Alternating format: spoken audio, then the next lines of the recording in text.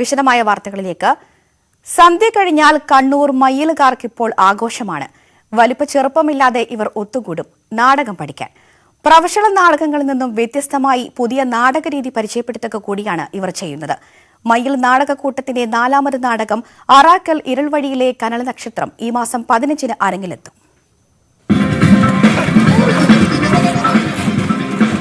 നഷ്ടപ്പെട്ടു പോകുന്ന ഗ്രാമീണ നാടകവേദിയെ തിരിച്ചുപിടിക്കാനാണ് കലയെ സ്നേഹിക്കുന്ന ഒരു പറ്റം ആളുകൾ ചേർന്ന് മയ്യിൽ നാടകക്കൂട്ടത്തിന് രൂപം കൊടുത്തത്. വ്യത്യസ്തമാർന്ന നാടകാവതരണത്തിലൂടെ ഇതിനോടകം തന്നെ ഇവർ പ്രേക്ഷക ശ്രദ്ധ നേടിക്കഴിഞ്ഞു. മൊറാഴ സമരനായകൻ അറാക്കൽ കുഞ്ഞിരാമന്റെ ജീവചരിത്രമാണ് ഇത്തവണ നാടകത്തിനായി ഇവർ തിരഞ്ഞെടുത്തത്. സ്വന്തം നാട്ടുകാരൻ തന്നെ കേന്ദ്ര കഥാപാത്രമായി എത്തുന്നതിന്റെ സന്തോഷവും ഇവർ പങ്കുവയ്ക്കുന്നു.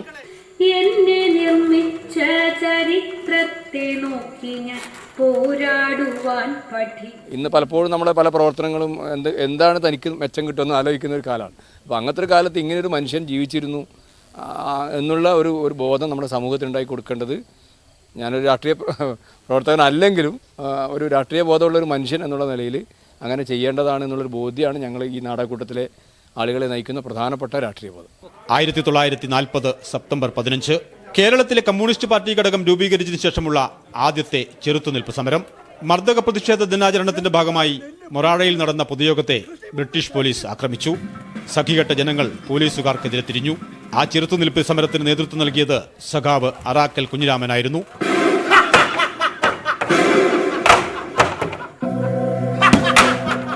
ഞാൻ ഈ മയിൽ നാടകക്കൂട്ടത്തിൻ്റെ എല്ലാ നാടകങ്ങളുടെയും പിന്നിൽ ഉണ്ടാകുന്ന ഒരാളാണ്, അഭിനേതാവായിട്ട് തന്നെ. അപ്പോൾ തീർച്ചയായിട്ടും മയിൽ നാടകക്കൂട്ടം ഒരു നാടകം 4ാമതൊരു നാടകം ചെയ്യുമ്പോൾ ആ നാടകത്തിൻ്റെ ഭാഗമാക്കുക എന്ന ഉദ്ദേശത്തിലാണ് ക്യാമ്പിൽ പങ്കെടുത്തത്. മയ്യിൽ കയറളത്ത് ജനിച്ച് കേരളീയന്റെ സ്വാധീനത്താൽ സ്വാതന്ത്ര്യ സമര പ്രസ്ഥാനത്തിലും പിന്നീട് കമ്മ്യൂണിസ്റ്റ് പാർട്ടിയിലും എത്തിപ്പെട്ട നേതാവ്. 2 കാലയളവിലായി 13 വർഷം ജയിൽവാസം, ലോക്കപ്പ് മർദ്ദനങ്ങൾ, സാഹസികമായ ഒളിവ് ജീവിതം, ഇതൊക്കെയാണ് അറാക്കലിനെ കുറിച്ചുള്ള നാടകത്തിന്റെ ഇതിവൃത്തം. നവനാടകവേദിയിലെ ശ്രദ്ധേയനായ സംവിധായകൻ സോബി സൂര്യഗ്രാമമാണ് ഈ നാടകം സംവിധാനം ചെയ്യുന്നത്. ഇതൊരു ഫിക്ഷനാക്കാൻ ഭയങ്കര ബുദ്ധിമുട്ടുള്ളൊരു നാടകമാണ്. കാരണം അതൊരു ചരിത്ര സംഭവമായതുകൊണ്ട് നമുക്ക് അതിനെ മാറ്റി പറിക്കാൻ പറ്റില്ല. ആവിഷ്കാര സ്വാതന്ത്ര്യം എന്ന് പറഞ്ഞാൽ നമുക്ക് ചരിത്രത്തിനെ അപ്പുറം കടക്കാൻ പറ്റില്ലല്ലോ. അപ്പോൾ എങ്കിലും നമ്മളതിനെ ഈ ഡോക്യുമെൻറ്റേഷൻ ആ ഒരു ലാംഗ്വേജിൽ നിന്ന് തിയേറ്റർ ലാംഗ്വേജിലേക്ക് ഇതിനെ കൊണ്ടുവരാനുള്ള ശ്രമമാണ് ഇപ്പോൾ നടത്തുന്നത്. മയ്യിൽ, മലപ്പട്ടം, കൊളച്ചേരി, കുറ്റ്യാട്ടൂർ പഞ്ചായത്തുകളിൽ നിന്നുള്ള 32ഓളം പേർ നാടകത്തിൽ വേഷമിടുന്നു. 30-ലധികം പേർ അണിയറ പ്രവർത്തകരായി വേറെയും. നാട്ടിൻപുറങ്ങളിലെ വൈകുന്നേരങ്ങളെ സജീവമാക്കിയ വോളിബോളിന്റെ ചടുലതാളങ്ങൾ നാടകത്തിലേക്ക് സന്നിവേശിപ്പിക്കാനും സംവിധായകൻ ശ്രമം നടത്തിയിട്ടുണ്ട്. കോഴിക്കോട് ഡയറ്റിലെ അധ്യാപകനും നാടകകൃത്തുമായ ഡോക്ടർ KS വാസുദേവനാണ് നാടകത്തിന്റെ രചന നിർവഹിച്ചിരിക്കുന്നത്. രാധാകൃഷ്ണൻ പട്ടാനൂർ ഗാനരചനയും ഡോക്ടർ ഉണ്ണികൃഷ്ണൻ പയ്യാവൂർ സംഗീതവും നിർവഹിച്ച ഗാനങ്ങൾ രഞ്ജിത്ത് ശ്രീധർ, അനന്യ മനോജ് എന്നിവരാണ് ആലപിച്ചിരിക്കുന്നത്. ചട്ടുകപ്പാറ ഗവൺമെന്റ് ഹൈസ്കൂൾ അധ്യാപകനായ CK അനൂപ് ലാലാണ് നാടകത്തിനാവശ്യമായ ചരിത്രരേഖകൾ ശേഖരിച്ചത്. ഈ മാസം 15-ന് മയ്യിൽ സ്കൂൾ ഗ്രൗണ്ടിലാണ് നാടകം ആദ്യമായി പ്രദർശിപ്പിക്കുക. ന്യൂസ് 18 കണ്ണൂർ. MLA ഓഫീസ് എന്നൊക്കെ കേട്ട് പരിചയമുണ്ടെങ്കിലും പഞ്ചായത്ത് മെമ്പറുടെ ഓഫീസ് എന്ന് അധികമാരും കേട്ടിരിക്കാൻ സാധ്യതയില്ല. എങ്കിൽ അത്തരത്തിലൊരു ഓഫീസ് ഒരുക്കിയിരിക്കുകയാണ് കണ്ണൂർ ചപ്പാരപ്പടവിലെ മൈമൂനത്ത് മെമ്പർ. പഞ്ചായത്ത് മെമ്പർക്കായി ഓഫീസ് എന്ന് കേൾക്കുമ്പോൾ ആദ്യമൊക്കെ അതിശയം തോന്നിയേക്കാം. എങ്കിൽ ചപ്പാരപ്പടവിലെ പറക്കോടെത്തിയാൽ മെമ്പറുടെ ഒരു അടിപൊളി ഓഫീസ് കാണാം. പറക്കോട് അംഗൻവാടി പ്രവർത്തിക്കുന്ന കെട്ടിടത്തിലാണ് മെമ്പർ ആധുനിക സൗകര്യങ്ങളോടെയുള്ള ഓഫീസ് തുറന്നിരിക്കുന്നത്. മുൻ പഞ്ചായത്ത് പ്രസിഡന്റ് കൂടിയായ മൈമൂനത്ത് ജനകീയ വിഷയങ്ങളിൽ ശക്തമായ ഇടപെടൽ നടത്തുന്ന ജനപ്രതിനിധി കൂടിയാണ്. ജനസേവനങ്ങൾ കൂടുതൽ സുതാര്യമാക്കുക എന്നതാണ് ഇതുവഴി ലക്ഷ്യമിടുന്നത്. ഓഫീസിന്റെ ഉദ്ഘാടനം പഞ്ചായത്ത് പ്രസിഡന്റ് സുനിജ ബാലകൃഷ്ണൻ നിർവഹിച്ചു. ചെറിയ നിസ്സാര കാര്യങ്ങൾക്ക് പോലും പഞ്ചായത്ത് ഓഫീസിലേക്ക് കയറി ഇറങ്ങാൻ മടി കാരണം ആളുകൾ ഈ ആനുകൂല്യം കൃത്യമായി കൈപ്പറ്റാൻ മടിക്കുന്ന ഒരു സാഹചര്യമുണ്ട്. അതോടൊപ്പം ഒരു വാർഡ് മെമ്പറെ ഇവിടെ പോയി ചെന്ന് കാണണം എന്നുള്ള ഒരു ആശങ്കയൊക്കെ ഉണ്ടാകും. അപ്പോൾ ഒരു കൃത്യമായ സമയത്ത് വാർഡ് മെമ്പർ ഇന്ന് ഈ സ്ഥാപനത്തിൽ ഉണ്ടാകും എന്ന് പറയുമ്പോൾ ആളുകൾക്ക് വന്ന് നേരിട്ട് കാണുവാനും അവരുടെ പരിവേദനങ്ങളും പരാതികളും ബോധിപ്പിക്കാനുള്ള ഒരു വേദിയായി ഇത്തരം കേന്ദ്രങ്ങൾ മാറും എന്നുള്ള കാര്യത്തിൽ യാതൊരു തർക്കവുമില്ല. പഞ്ചായത്തുമായി ബന്ധപ്പെട്ട എല്ലാ സേവനങ്ങളും ഈ ഓഫീസിലെത്തിയാൽ ഓൺലൈനായി ചെയ്തു നൽകും. ഇതുകൂടാതെ വാർഡിൽ വരുത്തേണ്ട വികസന പ്രവർത്തനങ്ങളും പൊതുജനത്തിന് മെമ്പറുമായി ചർച്ച ചെയ്യാം. ന്യൂസ് 18 ചപ്പാരപ്പടവ്. 21ാം വയസ്സിൽ ബസിന്റെ വളയം കൈകളിൽ ഭദ്രമാക്കി കാസർഗോഡ് കരിച്ചേരി തൊട്ടിയിലെ ആതിര. ട്രാൻസ്പോർട്ട് വാഹനങ്ങൾ ഓടിക്കാനുള്ള ലൈസൻസ് സ്വന്തമാക്കിയ ആതിരയ്ക്ക് ഭാവിയിൽ മോട്ടോർ വെഹിക്കിൾ ഇൻസ്പെക്ടർ ആകണം എന്നതാണ് ആഗ്രഹം. കാറും ബൈക്കും ലോറിയുമെല്ലാം ഓടിക്കുന്ന വനിതകളെ നമ്മൾ കണ്ടിട്ടുണ്ട്. എന്നാൽ ചെറുപ്രായത്തിൽ തന്നെ ബസിന്റെ വളയം കൈകളിൽ ഭദ്രമാക്കിയിരിക്കുകയാണ് കരിച്ചേരിത്തൊട്ടിയിലെ KR ആതിര. ചെറുപ്പത്തിലെ വാഹനങ്ങൾ ഓടിക്കാനുള്ള താല്പര്യമാണ് ആതിരയെ ഇതിലേക്ക് നയിച്ചത്.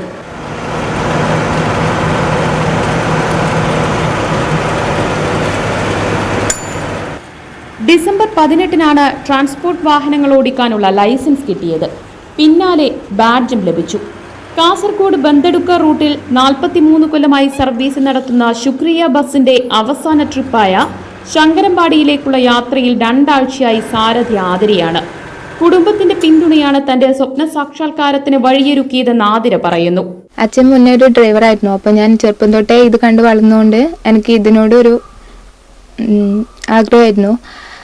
പിന്നെ 21 വയസ്സിൽ ഹെവി എടുത്തു. അങ്ങനെ ബസ്സിൽ കയറി.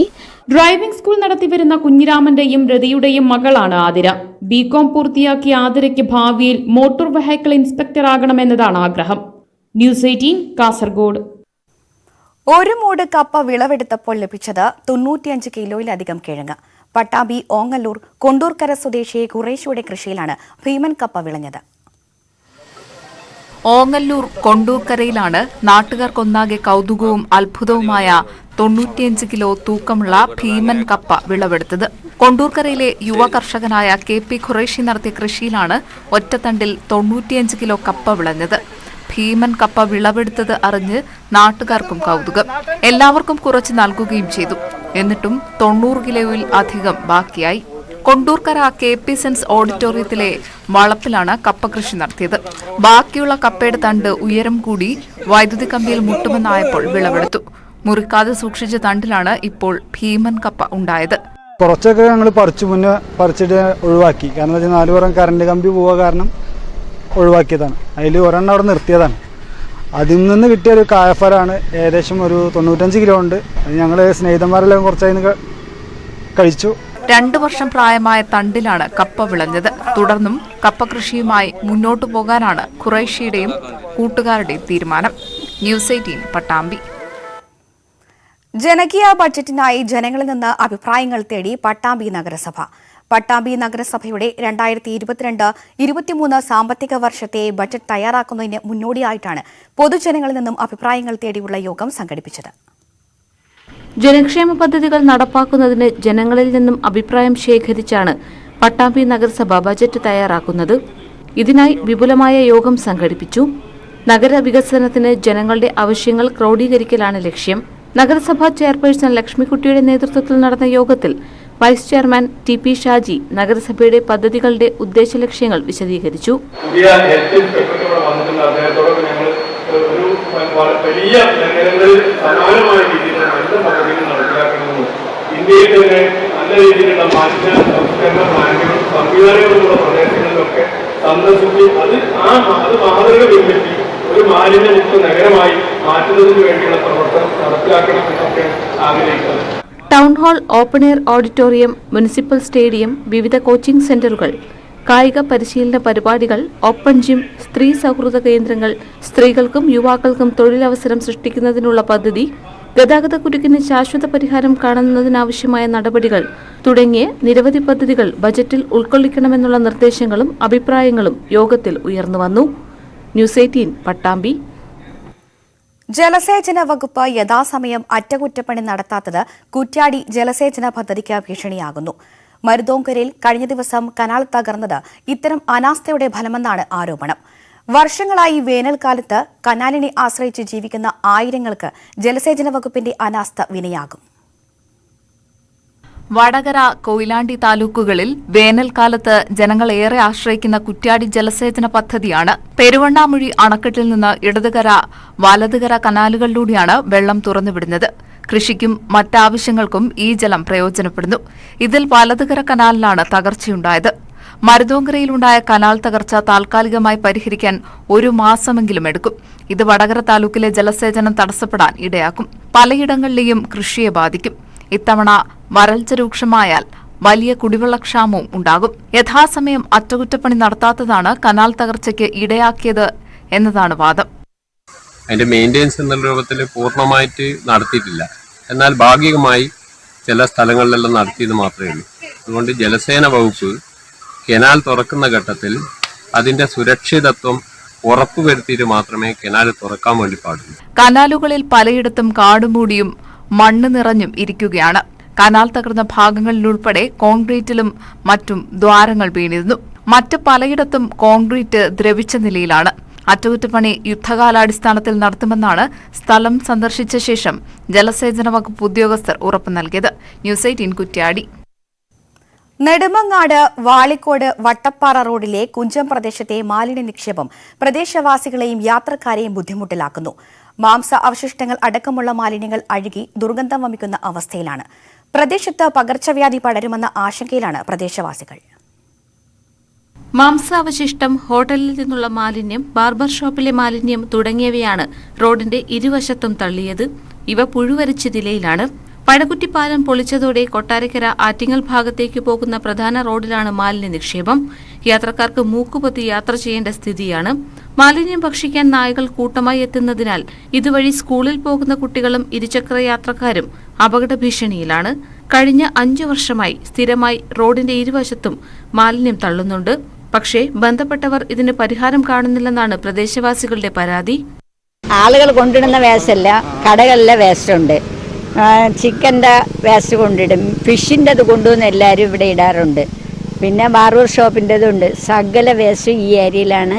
ഒരു കിലോമീറ്ററിൻ്റെ ഇടയ്ക്ക് ഇങ്ങനെ വേസ്റ്റ് ഇട്ടിട്ട് പോണത്. ശരിക്കും പറഞ്ഞാൽ ഒരുപാട് വർഷം കൊണ്ടേ കൊണ്ടിടുകയാണ്. പിന്നെ പട്ടികൾ കൊണ്ടുവന്ന് ചത്തതിനെ കൊണ്ടിടും. പൂച്ച ശല്യം, പട്ടി ശല്യം കൊണ്ട് വയ്യ. രാത്രി കിടന്നുറങ്ങാൻ പോലും ഒക്കില്ല. ഭയങ്കര ബഹളവും. പിന്നെ ഇതിന് എന്തെങ്കിലും ഒരു പരിഹാരം കണ്ടേ ഒക്കുള്ളൂ. അപ്പോൾ ഈ അടുത്തുള്ള കുട്ടികൾക്കെല്ലാം ഇതുവഴി നടന്നു പോകാൻ പറ്റില്ല. അതുപോലെ തന്നെ നമ്മുടെ വാഹനത്തിൽ പോകുന്നവർക്കും നടന്നു പോകുന്നവർക്കും ഒരു കാരണവശാലും ഇത് മൂക്ക് പൊത്താതെ പോകാൻ പറ്റാത്തൊരവസ്ഥയാണ്. ഇതൊരു മാരക രോഗങ്ങൾ വരാനുള്ള ഒരുപാട് സാധ്യതയുള്ള കാര്യമാണ്. ഇത് പല പ്രാവശ്യം നമ്മൾ ബന്ധപ്പെട്ട അധികാരികളുടെ ശ്രദ്ധയിൽ നമ്മൾ പെടുത്തിയിട്ടുണ്ട്, പരാതി കൊടുത്തിട്ടുണ്ട്. പുഴുവരിച്ചു കിടക്കുന്ന മാലിന്യത്തിൽ നിന്നും ദുർഗന്ധം കാരണം ആഹാരം കഴിക്കാനോ താമസിക്കാനോ കഴിയാത്ത അവസ്ഥയിലാണ് സമീപവാസികൾ. വിവരമറിയിച്ചതിനെ തുടർന്ന് നഗരസഭാ ഉദ്യോഗസ്ഥർ സ്ഥലത്ത് പരിശോധന നടത്തി. മാലിന്യത്തിൽ നിന്ന് ലഭിച്ച അഡ്രസ്സിലെ ഉടമസ്ഥനെ ഫോൺ മുഖേന ബന്ധപ്പെടുകയും ഫൈൻ ഈടാക്കുമെന്ന് അറിയിക്കുകയും ചെയ്തു. അടുത്ത ദിവസം തന്നെ മാലിന്യം നീക്കം ചെയ്യുമെന്നും മാലിന്യം നിക്ഷേപിച്ചവർക്കെതിരെ കടുത്ത നടപടിയെടുക്കുമെന്നും അധികൃതർ അറിയിച്ചു. ന്യൂസ് 18 നെടുമങ്ങാട്. ഉത്തര കേരളത്തിലെ കാവുകളും ദേവസ്ഥാനങ്ങളും പൂരോത്സവത്തിന്റെ ലഹരിയിലാണ്. ഒട്ടേറെ സവിശേഷതകൾ നിറഞ്ഞതാണ് 9 ദിവസങ്ങളിലായി നടക്കുന്ന പൂരോത്സവം. 9, 7, 5 എന്നിങ്ങനെ വ്യത്യസ്ത ദിവസങ്ങൾ നീണ്ടു നിൽക്കുന്നതാണ് വടക്കിന്റെ മണ്ണിലെ പൂരാഘോഷം. മഹാക്ഷേത്രങ്ങളിൽ മിക്കതും 9 നാൾ നീണ്ടു നിൽക്കുന്ന പൂരോത്സവമാണെങ്കിൽ പ്രധാന കഴകങ്ങളിലും കാവുകളിലും 7 ദിവസവും ചെറിയ ക്ഷേത്രങ്ങളിൽ 5 ദിവസവുമാണ് പൂരോത്സവം. നിശ്ചയിച്ച പ്രകാരമാണ് ചടങ്ങുകൾക്ക് തുടക്കമാകുന്നത്. പന്തലിൽ പൊന്നുവയ്ക്കൽ, പന്തൽ കളിമാറൽ എന്നിവയ്ക്ക് ശേഷം കഴകം കയറൽ ചടങ്ങ് നടക്കും. പെരിക്കോട് കരക്കക്കാവ് ഭഗവതി ക്ഷേത്രത്തിലെ കഴകം കയറൽ ചടങ്ങ് കാണാൻ 100 കണക്കിന് ഭക്തരെത്തി.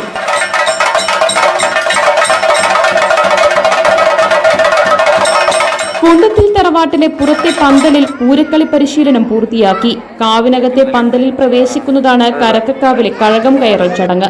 പന്തല കളിമാറൽ, അകത്തെ കളി, മറത്തുകളി എന്നിങ്ങനെ നീളുന്നതാണ് പൂരവുമായി ബന്ധപ്പെട്ട ക്ഷേത്ര ചടങ്ങുകൾ.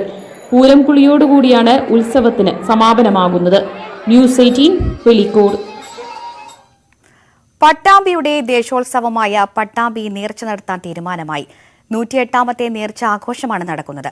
കോവിഡ് സാഹചര്യത്തിൽ കഴിഞ്ഞ 2 വർഷം ചടങ്ങുകളായി മാത്രമാണ് നേർച്ച നടന്നത്. ഇളവുകൾ വന്നതിനാൽ ഇത്തവണ വലിയ ആഘോഷമായാണ് നേർച്ച നടക്കുക. പട്ടാമ്പിയുടെ ദേശോത്സവമായ 108ാമത് പട്ടാമ്പി നേർച്ചയ്ക്ക് വിപുലമായ ഒരുക്കങ്ങൾ തുടങ്ങി. കോവിഡ് പശ്ചാത്തലത്തിൽ 2 വർഷത്തിന് ശേഷം ഈ മാസം 20-നാണ് സമ്പൂർണമായ പട്ടാമ്പി നേർച്ച ആഘോഷിക്കുന്നത്. കഴിഞ്ഞ വർഷം 10 ആനകളെ ഉൾപ്പെടുത്തിക്കൊണ്ട് നേർച്ച നടത്തിയിരുന്നു. ഇത്തവണ വിപുലമായ പരിപാടികളോടെയാണ് നേർച്ച നടത്തുന്നത്. കോവിഡ് മഹാമാരിയുടെ മാനദണ്ഡങ്ങൾ നിലനിന്നിരുന്ന സമയത്ത് നേർച്ചയുടെ നിറം കുറച്ച് മങ്ങിയിരുന്നെങ്കിലും കൂടുതൽ വിപുലമായ രീതിയിലാണ് ഇപ്രാവശ്യം നേർച്ച ആഘോഷിക്കാൻ തീരുമാനിച്ചിട്ടുള്ളത്.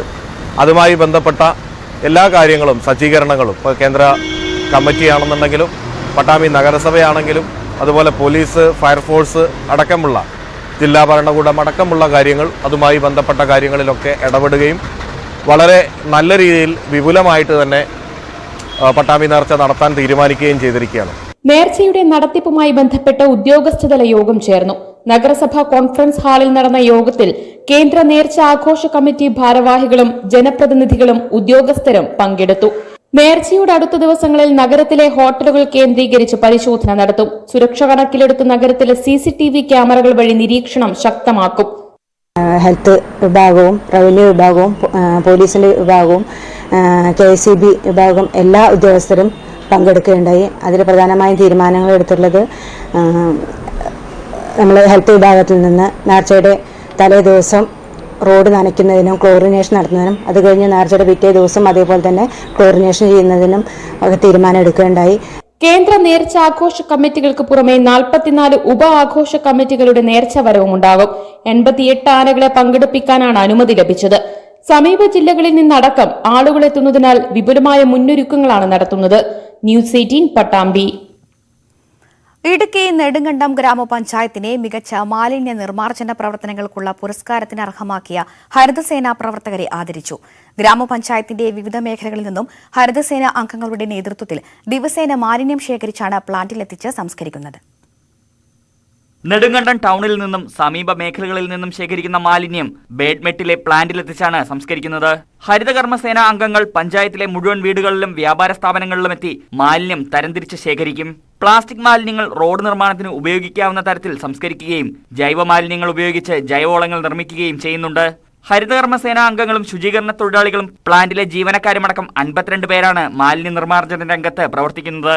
മാലിന്യ സംസ്കരണത്തിൽ മാതൃകാപരമായ പ്രവർത്തനങ്ങൾ നടത്തുന്ന നെടുങ്കണ്ടത്തിന് ഇത്തവണ സംസ്ഥാന സർക്കാരിന്റെ പുരസ്കാരം ലഭിച്ചിരുന്നു. ശുചീകരണ മേഖലയിൽ പ്രവർത്തിക്കുന്നവരുടെ ചിട്ടയായ പ്രവർത്തനങ്ങളാണ് പഞ്ചായത്തിന് പുരസ്കാരം നേടാൻ ഇടയാക്കിയത്. ഗ്രാമപഞ്ചായത്തിന്റെ നേതൃത്വത്തിൽ ശുചീകരണ രംഗത്ത് പ്രവർത്തിക്കുന്ന തൊഴിലാളികളെ ആദരിച്ചു. ന്യൂസ് 18 നെടുങ്കണ്ടം.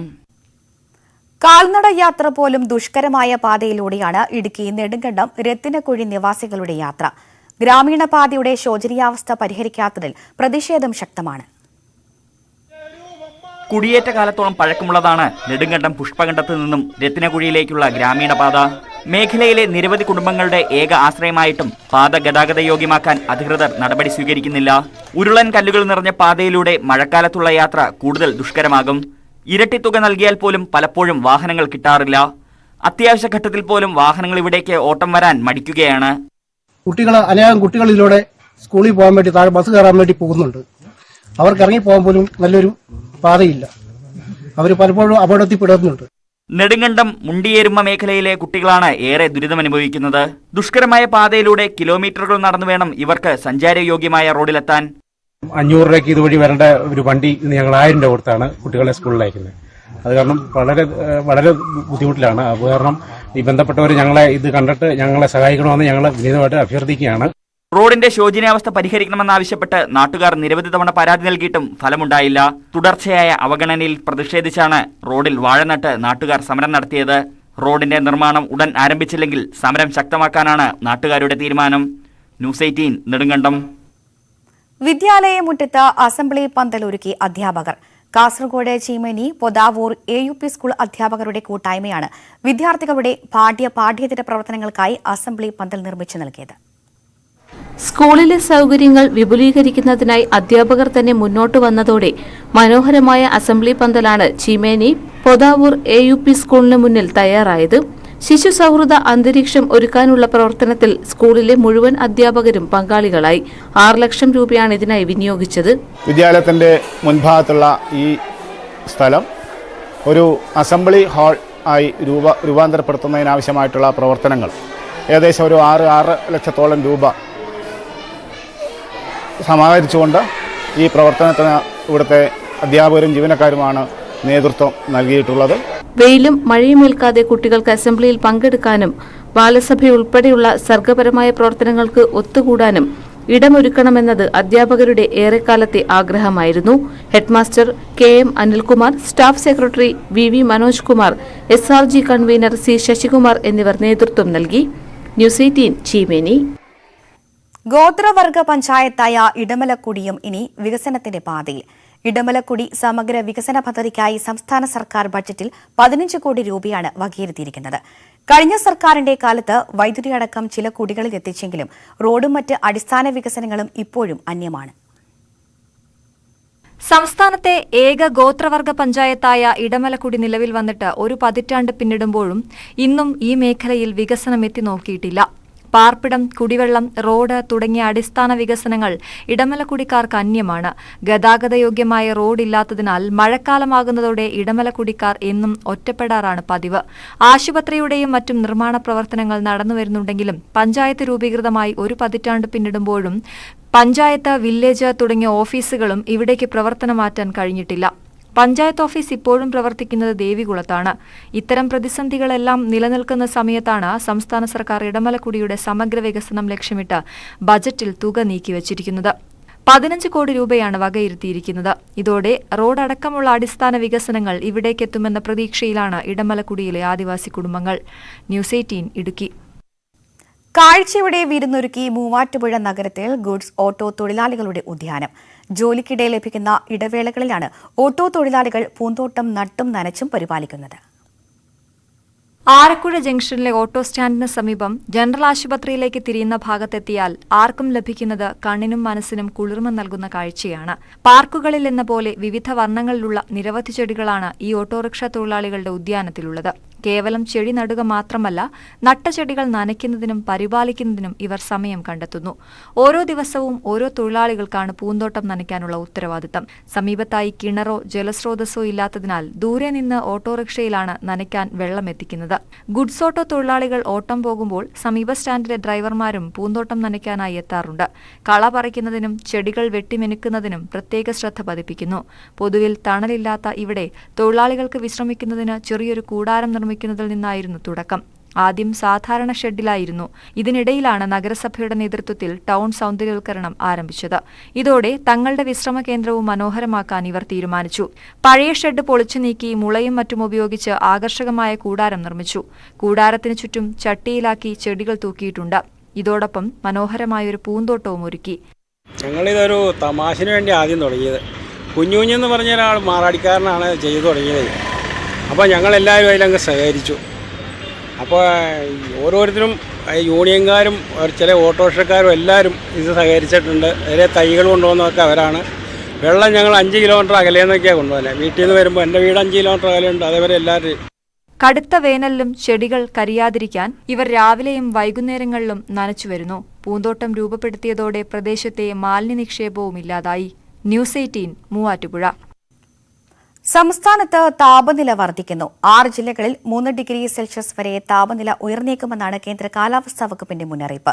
രാവിലെ 11 മുതൽ വൈകിട്ട് 3 വരെയുള്ള സമയം നേരിട്ട് സൂര്യപ്രകാശം ഏൽക്കുന്നത് ഒഴിവാക്കണമെന്ന് ദുരന്ത നിവാരണ അതോറിറ്റി അറിയിച്ചു. കൊല്ലം, ആലപ്പുഴ, കോട്ടയം, തൃശൂർ, കോഴിക്കോട്, കണ്ണൂർ ജില്ലകളിൽ പകൽച്ചൂട് കൂടും. ഉയർന്ന താപനിലയിൽ സാധാരണയിൽ നിന്ന് 2 മുതൽ 3 ഡിഗ്രി സെൽഷ്യസ് വരെ ഉയരാൻ സാധ്യതയുണ്ടെന്ന് കേന്ദ്ര കാലാവസ്ഥാ വകുപ്പ് അറിയിച്ചു. മിക്കവാറും സ്ഥലങ്ങളിൽ 36 ഡിഗ്രി സെൽഷ്യസിന് മുകളിൽ താപനില രേഖപ്പെടുത്താൻ സാധ്യതയുണ്ട്. ഇന്നലെ ഏറ്റവും കൂടുതൽ ചൂട് രേഖപ്പെടുത്തിയത് തൃശൂർ വെള്ളാനിക്കരയിലും പുനലൂരിലുമാണ്. 38.6 ഡിഗ്രി സെൽഷ്യസാണ് രണ്ടിടത്തും രേഖപ്പെടുത്തിയത്. ദുരന്ത നിവാരണ അതോറിറ്റി ഉഷ്ണതരംഗ സൂര്യാഘാത മുന്നറിയിപ്പുകൾ പുറപ്പെടുവിച്ചിട്ടുണ്ട്. പൊതുജനങ്ങൾ രാവിലെ 11 മുതൽ വൈകിട്ട് 3 വരെയുള്ള സമയമെങ്കിലും നേരിട്ട് സൂര്യപ്രകാശം ഏൽക്കുന്നത് ഒഴിവാക്കണം. ഇതനുസരിച്ച് ജോലിസ്ഥലങ്ങളിലും വിദ്യാഭ്യാസ സ്ഥാപനങ്ങളിലും ക്രമീകരണങ്ങൾ നടത്തണം. ന്യൂസ് 18 തിരുവനന്തപുരം. നാട്ടുവർത്തമാനം പൂർത്തിയാകുന്നു. നമസ്കാരം.